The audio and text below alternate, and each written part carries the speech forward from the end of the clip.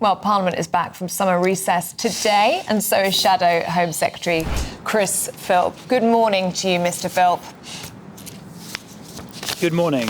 Morning. Can I start by asking you about the government plans to tighten the rules on migrant dependents? So we understand it will be a restriction of when refugees can bring over their families. They'll need to have a certain amount of money behind them. There's also going to be a stricter English language requirement. What do you make of those plans as we understand them? It sounds like it would be good for integration.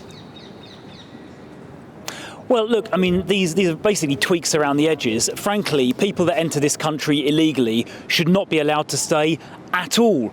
And they certainly shouldn't be allowed to bring any family members in at all if they entered the country illegally. So our view on this is that anyone crossing the channel on a small boat, anyone entering the country illegally, whether or not they claim asylum, should be, frankly, removed immediately, either back to their country of origin or to a safe third country, for example, Rwanda, but it could be somewhere else. If not, they shouldn't be staying here, shouldn't be staying in hotels or anything else. They shouldn't be bringing any family members over.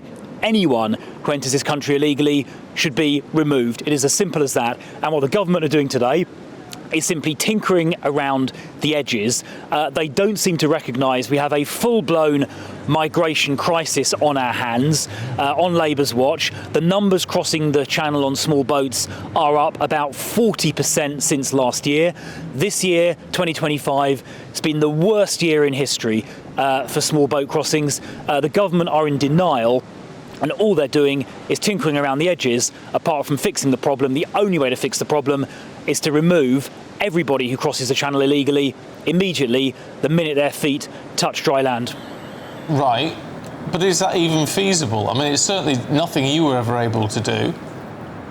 Using the internet without a VPN, a virtual private network, is a bit like taking to the road without car insurance. All it takes is one unlucky moment to cost you a lot of cash.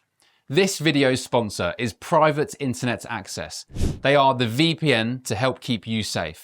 Click the link in the description below to find out why over 30 million people have downloaded PIA to protect themselves online.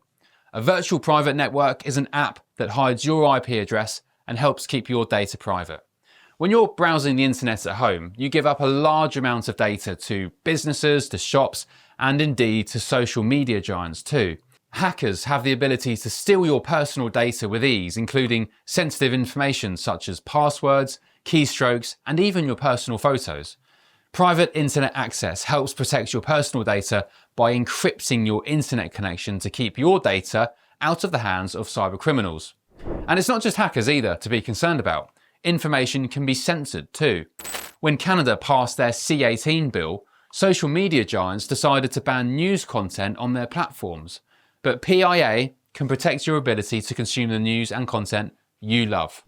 Private Internet Access is available for Windows users, Mac OS, Android, Linux, iOS, and you can use one PIA subscription to protect an unlimited amount of devices. And we've got a huge GB News discount for you too. Click the link in this video's description and you'll get a massive 83% off PIA. That's under £2 a month, the price of a coffee, and you'll get an extra 4 months completely free on top. Also, there's a 30-day money-back guarantee too. Visit piavpn.com/GB News to start protecting yourself digitally today. Well, I think, yes, it is feasible. We've tabled a deportation bill in Parliament just a few weeks ago. Detailed bill, Labour predictably voted against it. But I think it is feasible, yes, to return people either to their country of origin. We did that with lots of Albanians, for example, cut the numbers of Albanians crossing by 90%, or to use a third country like Rwanda if you can't return to the country of origin, which in some cases is difficult. And that Rwanda plan took 2 years to get it set up, all the legal challenges. You probably remember we had to pass a new law through Parliament, but that was ready to go by July of last year, just after the election. And what did Keir Starmer do? He went and cancelled it with no replacement, and numbers have surged. And you know what? He must be sometimes laying awake at night in Downing Street in a cold sweat, thinking to himself, it was a mistake to cancel that Rwanda plan. because numbers have gone up. All Labour have are gimmicks. Do you remember first they said they're going to smash the gangs? Well, that didn't happen. Then they said the French were going to do something in the sea, close to the shore. That hasn't happened either. Then they said they were going to send 50 people a week back, which firstly would make no difference because it means 94% of people could stay. And actually, even not a single person has been sent back to France, so far as I'm aware. And now they said they're going to tweak family rules. All of these things are little gimmicks, tweaking at the edges.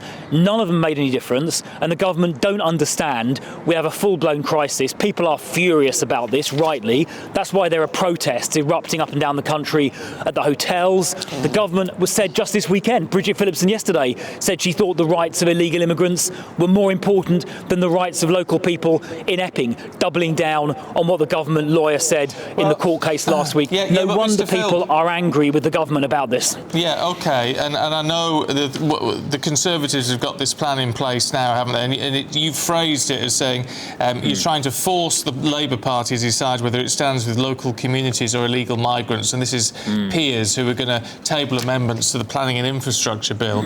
But at one point under the Tories, there was 400 migrant hotels. It's down to about 210, we think, at the moment. I mean, you didn't seem to be that bothered about the concerns of local communities when you were in power. So how now are you the champions of local communities?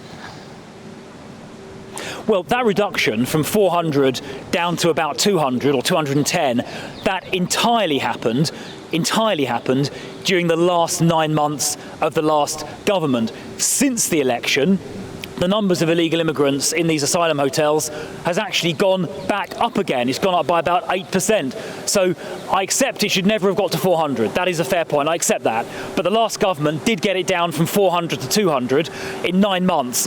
And if that rate of reduction had continued, right now we'd have no illegal immigrants in hotels at all.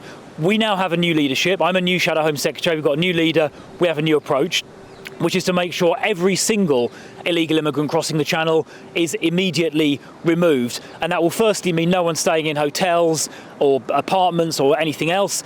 It will also have a massive deterrent effect, because if you're an illegal immigrant in Europe, you're not going to bother crossing if you know you're going to get immediately removed. This is a national crisis, in my view. It's a border crisis.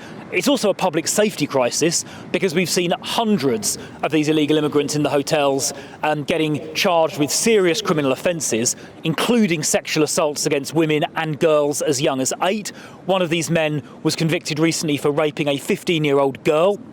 And part of his defence in court was to say he didn't understand it was wrong because of his culture. He was from Afghanistan, which is an absolutely disgraceful thing to say, but it highlights that this border security crisis is also putting women and girls at risk. Enough is enough. It has to end, but this government is too weak to do what is needed. What is needed is to remove everybody, every single person, 100%, who crosses the English Channel by small boat. And they're just not willing to do it because they don't understand it's a crisis. And as they've themselves admitted, they're more interested in the so-called human rights of illegal immigrants than they are in protecting the British public. We're out of time with you, I'm afraid, this morning, Mr. Philp, but thank you very much for joining us here on Breakfast.